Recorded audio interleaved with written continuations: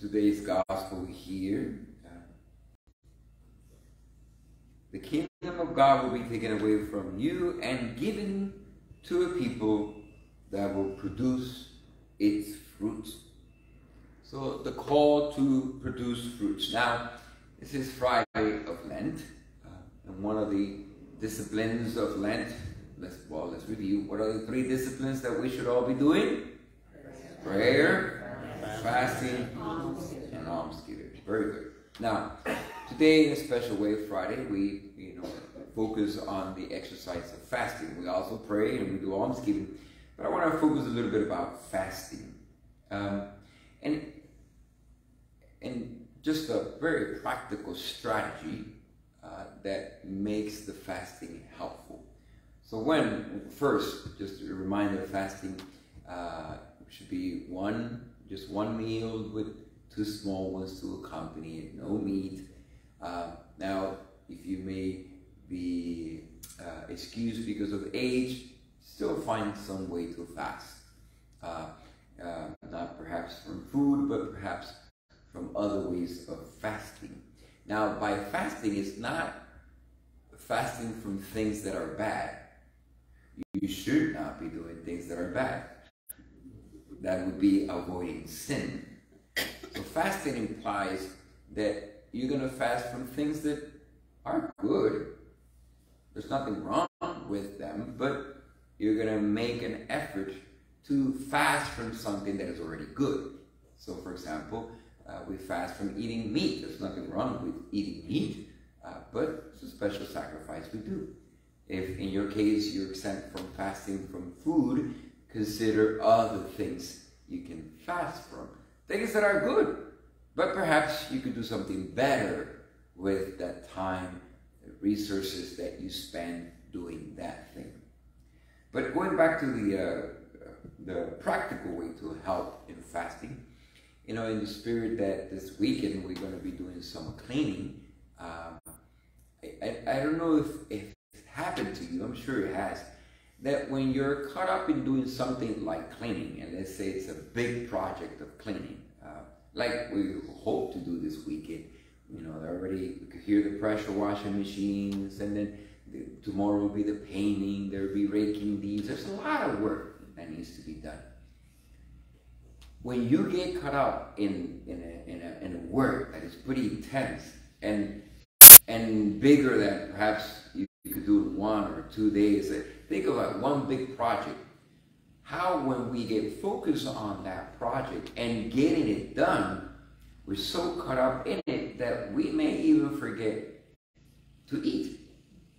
Does that happen to you? That you're so into doing whatever that is, that you may even skip a meal and not even feel it or not even become aware. You just keep going. You keep going, keep it going. So apply that phenomenon in regards to the fasting. See, the fasting is not an end in of itself. Fasting is an exercise for a greater end. It's a means to an end. One is a means to exercise one's willpower, one's ability to go without a meal, to embrace pain, the hunger pain that comes. Oh, you get all hungry. You befriend that suffering. You embrace it. You accept it rather than fighting against it or allowing it to master you. You want to exercise that will that say, no, I know you're hungry, but I am more than just food. So here's a reminder of the temptation, the first temptation, not by bread alone does man live. So we're more than just basic needs. So in one way, fasting is a means to an end, to exercise our willpower, to exercise this reminder of oneself to oneself that I'm more than just basic needs, that I could rise above it. Yes, I have very basic animal needs, but I'm also a human. I have a soul. I can transcend even basic needs. So 1 is to exercise your will. 2 is to remind yourself you're more than just animal instinct, more than needs. You could do more. But also this sense of what you save with fasting, let us say you save money, you save time, you save whatever that is, that should also be invested into action. And what action? Prayer and giving, the other two disciplines. Prayer, fasting, giving. So using the example of when you get caught up in a work and also that you don't even feel the hunger anymore, think of something that you can busy yourself that is good, a good action, a good way of showing kindness, a charitable act, or just simply cleaning your house. You know, it's a good time during Lent to clean up the house and let it be an action of, I'm cleaning the house because I want this to be an exercise and a reminder that I need to clean my soul. So fasting, not just for the sake of fasting, you fast for greater good, for an end.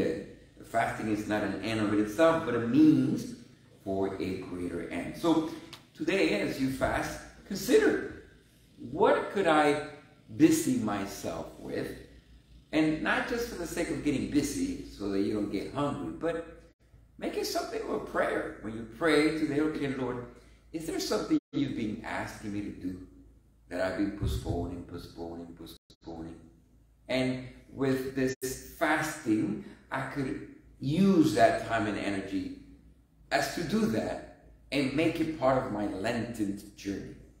It could be as simple as doing some cleaning in the church, going and visiting someone who's sick, setting yourself a goal to do some specific charitable almsgiving act, and the fasting accompanies it. So as we move towards this Friday, exercise the fasting and make it a way to enrich your prayer and also your almsgiving.